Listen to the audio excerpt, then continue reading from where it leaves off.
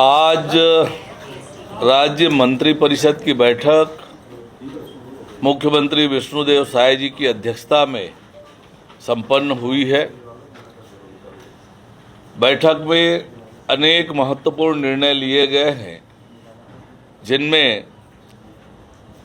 राज्य में नक्सल समस्या के समाधान के लिए ठोस पहल करते हुए छत्तीसगढ़ नक्सलवाद उन्मूलन नीति 2023 के स्थान पर छत्तीसगढ़ नक्सलवादी आत्मसमर्पण पीड़ित राहत एवं पुनर्वास नीति 2025 को मंजूरी प्रदान की गई है। इस नीति के तहत आत्मसमर्पण करने वाले माओवादियों को आर्थिक सहायता, पुनर्वास, शिक्षा, रोजगार, सुरक्षा जैसी सुविधाएं उपलब्ध कराने का प्रावधान किया गया है। साथ ही राज्य मंत्रिपरिषद द्वारा उद्योगों की सुरक्षा सुनिश्चित करने के लिए आज छत्तीसगढ़ राज्य औद्योगिक सुरक्षा बल विधेयक 2025 विधानसभा के प्रारूप का अनुमोदन किया गया।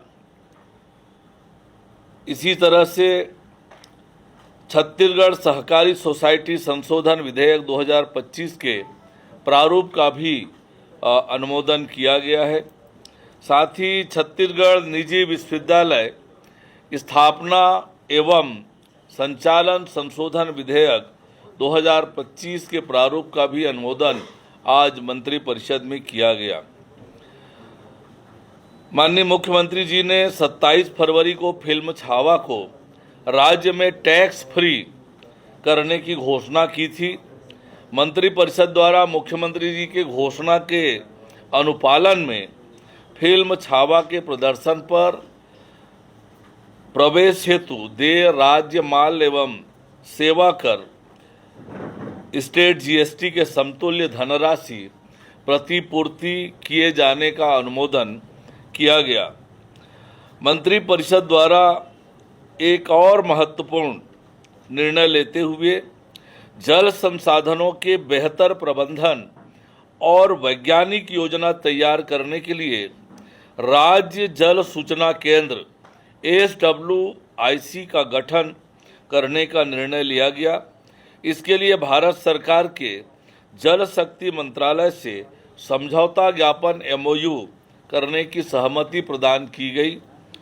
इसके माध्यम से स्टेट वाटर इंफॉर्मेशन सेंटर वर्षा, नदी और जलाशयों के स्तर, भूजल गुणवत्ता, गाद, नहरों में जल प्रवाह, फसल कवरेज, जलभृत मानचित्रण, भूमि और मिट्टी के डेटा सहित जल संसाधन संबंधी विभिन्न सूचनाओं का संग्रह, विश्लेषण और भंडारण करेगा। SWIC NWIC द्वारा विकसित डिजिटल प्लेटफॉर्म की सहायता से जल संसाधन प्रबंधन के लिए प्रमाणिक डेटाबेस उपलब्ध कराएगा। इससे नीति निर्माण, रणनीतिक निर्णय, मॉडलिंग, विश्लेषणात्मक उपकरणों के विकास और जल प्रबंधन को मजबूती मिलेगी। मंत्रिपरिषद द्वारा राज्य के जल संसाधन विभाग के 9 बांधों के सुधार कार्यों के लिए 522.22 करोड़ रुपये भारत सरकार के माध्यम से ऋण स्वीकृति प्राप्त करने का निर्णय लिया गया। इनमें मनियारी टैंक, घोंघा टैंक, दुधावा, किंकारी, सोंढूर, मुरुमसिल्ली भाग 2, रविशंकर सागर परियोजना भाग 2, न्यूज रुद्री बैराज और पेंड्रावन टैंक शामिल है। मंत्रिपरिषद द्वारा राज्य में सुशासन और नीति क्रियान्वयन को मजबूत करने में युवाओं की भागीदारी सुनिश्चित करने के लिए मुख्यमंत्री सुशासन फेलोशिप योजना शुरू करने का निर्णय लिया गया है।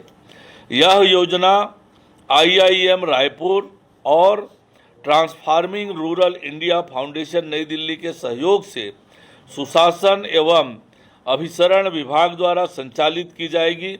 यह योजना छत्तीसगढ़ के मूल निवासी युवाओं के लिए होगी। इस कार्यक्रम को सफलतापूर्वक पूर्ण करने वाले फेलो को IIM रायपुर द्वारा MBA की डिग्री प्रदान की जाएगी। प्रारंभिक तौर पर चयनित फेलो को 2 वर्ष की अवधि में IIM रायपुर में शैक्षणिक सत्र में शामिल होना होगा तथा शेष अवधि में जिला विभाग में राज्य की योजनाओं एवं कार्यक्रम हेतु कार्य करके जिला विभाग को सहयोग प्रदान करना होगा। इस कार्यक्रम में होने वाले खर्च का वहन राज्य सरकार द्वारा किया जाएगा। साथ ही फेलो को प्रति माह स्टाइपेंड भी प्रदान किया जाएगा। एक और बड़ा महत्वपूर्ण निर्णय आज मंत्रिपरिषद ने लिया है। छत्तीसगढ़ में भारत माला परियोजना के क्रियान्वयन में भ्रष्टाचार की शिकायत को सरकार ने गंभीरता से लेते हुए इसकी जांच EOW के माध्यम से कराए जाने का निर्णय लिया गया है। आप सभी को होली की अग्रिम बधाई। धन्यवाद। आप देख रहे हैं दैनिक चिंतक। आगे की अपडेट के लिए बने रहें हमारे साथ। हमारे चैनल को लाइक, सब्सक्राइब और शेयर करना ना भूलें।